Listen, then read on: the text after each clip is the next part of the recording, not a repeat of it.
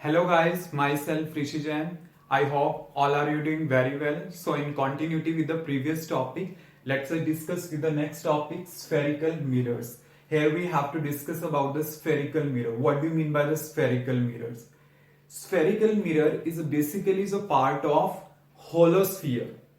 Is a part of the holosphere of which one surface is polished. मतलब क्या होता है? जस्ट एक होलोस्फीयर का पार्ट है जिसकी एक सरफेस क्या होती है, पॉलिश्ड होती है. इसका मतलब क्या है कि just if I am taking this is a glass ball, this is a holosphere, मतलब जस्ट मैंने एक ग्लास की बॉल ली है.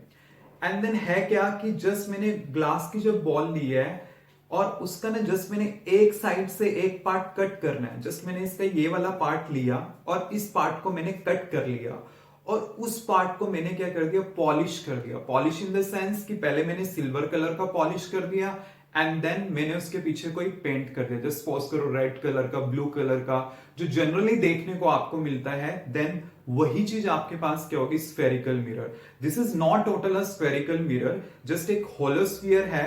जस्ट इमेजिन करके देखो, जस्ट एक ग्लास का बना हुआ है.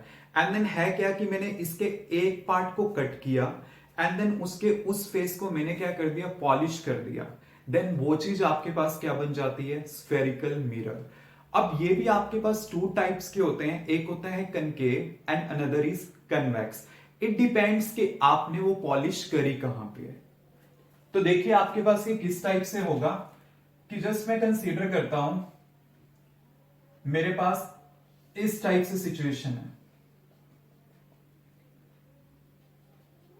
जस्ट मैंने ये कंसीडर किया, यहां पे आपके पास है क्या कि ओवरऑल ये एक होलोस्फीयर है और ये मेरे पास जस्ट उसका एक पार्ट है जो मैंने कट किया है. Clear? Because this is a 2D और मैंने आपको 3D में वो दिखाया है कि जस्ट आपके पास क्या होगा, ये एक मिरर है, ठीक है.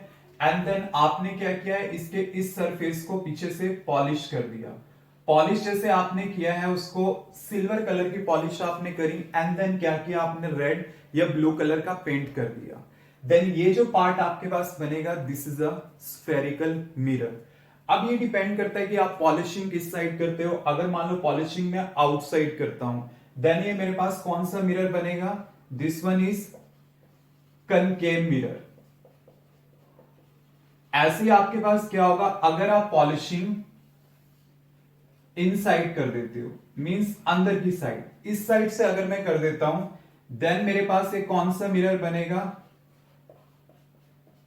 Convex mirror. और ये जो कनकेव मिरर होता है, इसको हम कन्वर्जिंग मिरर भी बोल देते हैं, बिकॉज ये लाइट को कन्वर्ज करता है, जिसे हम फर्दर आर्टिकल्स में आगे स्टडी करेंगे. और ये जो मेरे पास है, ये कौन सा है, डाइवर्जिंग मिरर. ये आपके पास कौन सा होगा, diverging mirror, because it diverts the light. मतलब है क्या, जस्ट एक पूरे होलोस्फीयर का जस्ट एक पार्ट है जिसे आपने कट किया है. अब कन्वर्जिंग मिरर क्या होगा कि अगर मैं पॉलिशिंग उसके आउटसाइड कर देता हूं, then it get converted into concave mirror. अगर मैं पॉलिशिंग इसके अंदर कर देता हूं, then it get converted into convex mirror. Means ये चीज बेसिकली आपको पता होनी चाहिए, कन्वेक्स और कनकेव बेसिकली हैं क्या, किस तरह से वो पार्ट्स आपके पास बनते हैं. ये होगा कनकेव और ये होगा कन्वेक्स. मींस अगर पॉलिशिंग आउटसाइड है, देन वो होगा कनकेव कन्वर्जिंग, और अगर पॉलिशिंग इनसाइड होगी, देन वो क्या होगा, कन्वेक्स होगा. अब स्टूडेंट हमने क्या करना है, इससे रिलेटेड बेसिक टर्मिनोलॉजी डिस्कस करनी है कि बेसिकली कौन कौन सी टर्म्स है जो इसके साथ रिलेट करती है, पैरामीटर कौन कौन से रिलेट करेंगे वो देखिए. तो हमने इससे रिलेटेड बेसिक टर्म्स स्टडी करनी है स्फेरिकल मिरर से रिलेटेड. तो वो देखिए आपके पास क्या होंगी, बेसिक टर्म्स जो मिरर से रिलेट करेंगी वो हमने स्टडी करनी है. तो उससे पहले हम एक डायग्राम ड्रॉ कर लेते हैं. जस्ट मैंने यहां पे ये ड्रॉ किया और यहां पे जस्ट मेरे पास ये एक स्फीयर कंप्लीट हो गया. नाउ स्टूडेंट, जस्ट ये आपके पास जो इस स्फीयर का सेंटर होगा, उसे हम बोलते हैं सेंटर ऑफ कर्वेचर.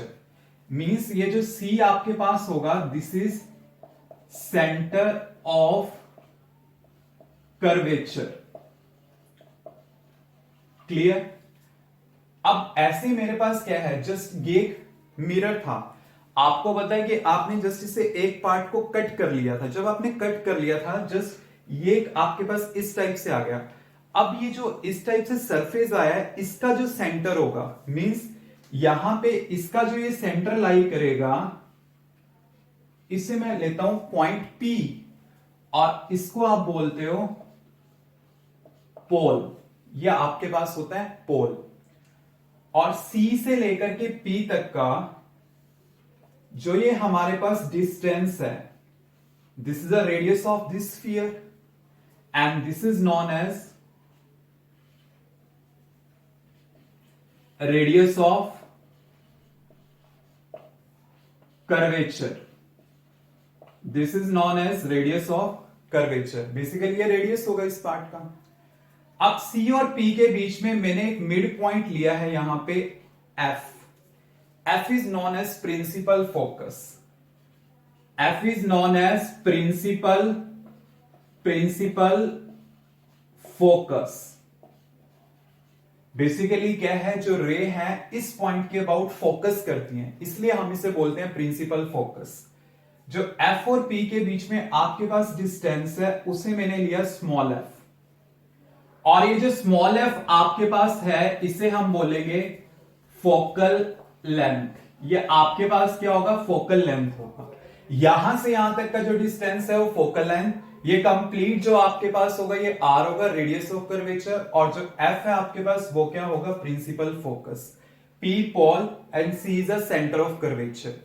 और इसका अगर मैं यहां से लेकर यहां तक इस मिरर का अगर मैं टोटल लेंथ ये ले लेता हूं, ये जो टोटल लेंथ आपके पास इसका होगा, this is linear aperture. This is known as linear aperture. ये लीनियर अपर्चर होता है। और अगर मैं एक लाइन यहां से ड्रॉ करूं और एक यहां से, ये जो मेरे पास बनेगा this part, this is known as angular aperture. This is angular aperture means जो आपके पास एंगल की सेंस में बनेगा, this is angular aperture and this is simple length, linear line, so this is linear aperture. This is linear aperture, angular aperture, radius of curvature, focal length, focus, P, pole, C, center of curvature. And जिस perpendicular line के about, जिस line के about ये completely discussion है, उस line को हम बोलते हैं simple principal axis. This is principal axis. ये आपके पास होगी principal axis. But student at 10th level you can simply discuss these terms or linear aperture. Angular aperture आपके पास नहीं है, but for your competitive exam अगर आप थोड़ा extra करना चाहते हो, then you can do this term also. Clear?